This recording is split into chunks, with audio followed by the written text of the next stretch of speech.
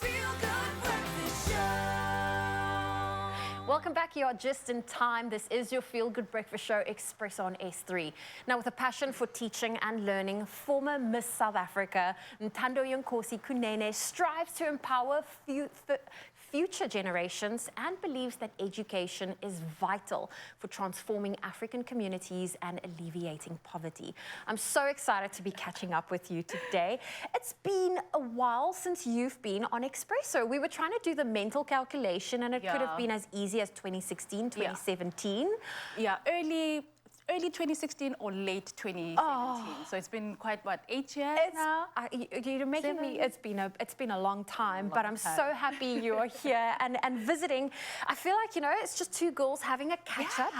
How has things been since the last time we've seen you? Geez, the last time you saw me, I was wearing my Miss South Africa crown.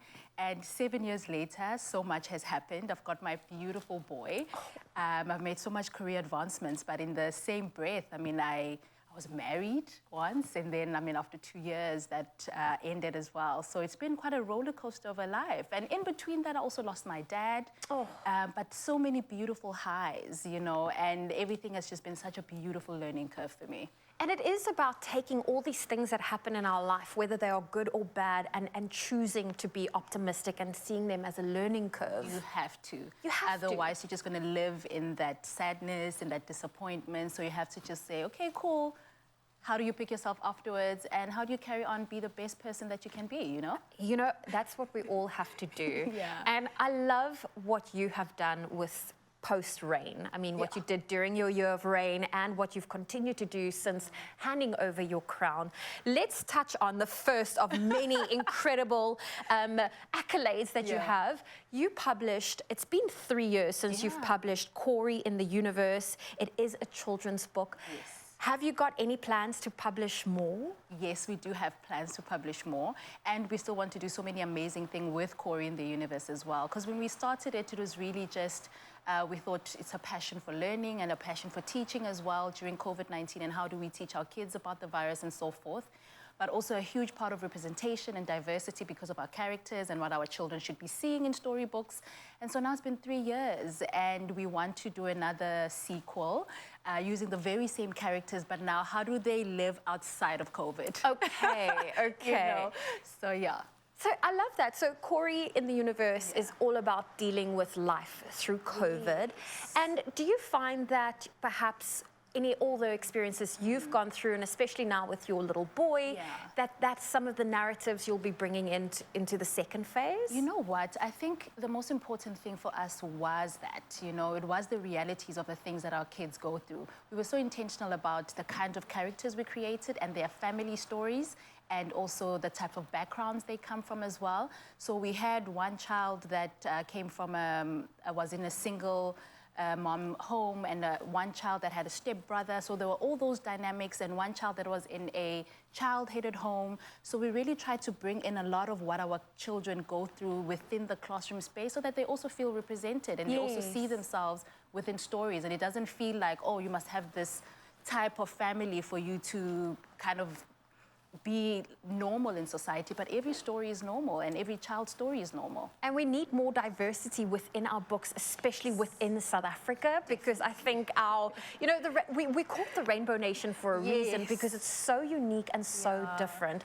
I love that you are doing that. I mean, we even have one of our characters in a wheelchair, and all of them are superheroes, and we don't also see that people that live with disabilities being represented in that manner, to say they are also heroes in their own right, and we shouldn't only just present this kind of heroes, but every little child is a hero in their own right. Oh, I always think of what gifts I can give my friends' little ones for Christmas. Where can we get our hands on this book? Oh yes, definitely for your Christmas giveaways. We can get it at ethnickids.africa. So you can search them on Instagram. They do have their website there, but if not, I think it will be on the little strap that appears on TV. Yes. So it is ethnickids.africa. Oh, I love that. Now, you have been extremely busy. Let's talk about your foundation, the Butterfly Evolution.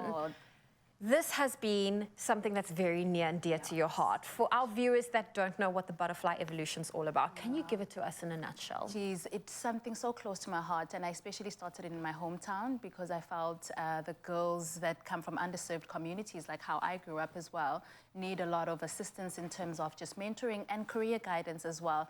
So I started it in Mkondo, in Ntandoyenkosi, with 5 schools. So I've got about 26 girls that are in the mentorship program, which is really, really amazing because you get to see them through life, because I don't want it to just be a one-year thing and then it's over. But next year we're going to have our first cohorts of grade 12s. So now we're busy trying to get them to apply to university, because you really want to see other girls do well, just like how I have done well as well. So that's our current focus, but we want to focus on entrepreneurship, education, and youth leadership. So it's something really close to my heart to kind of see it through and be able to make an impact in society, just how I've always done it, just that now I've got a vehicle, which makes things so much better. And I love that. And for me, that's always been, I mean, I always wanted to be a Miss South Africa. For that exact reason was the platform and the vehicle that just comes with that title for you to be able to have that impact on the floor, on the ground. Zoe, you don't have to be a Miss South Africa to do that.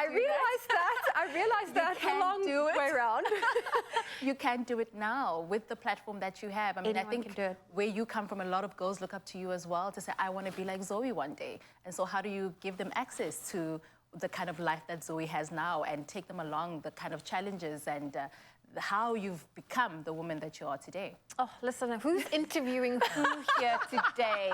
This has been incredible. I think just as we wrap up our conversation that we're having now, you've had so many incredible milestones. We haven't even touched on half of them, including recently getting your MBA, which has been unbelievable. Listen.